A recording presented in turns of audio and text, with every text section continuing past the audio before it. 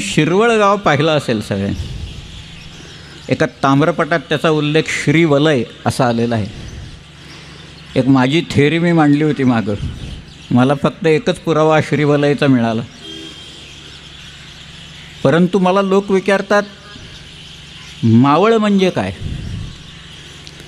काही लोकांनी सांगितलं मावळतीकडचा भाग म्हणून मावळ.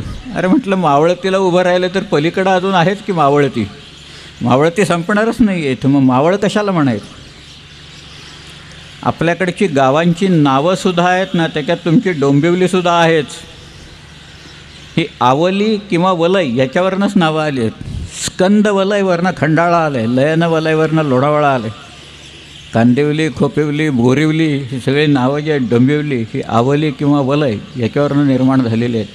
आणि हे सगळं महावलय आहे. आणि या महावलयाचा स्वामी महावलयेश्वर म्हणजे महाबळेश्वर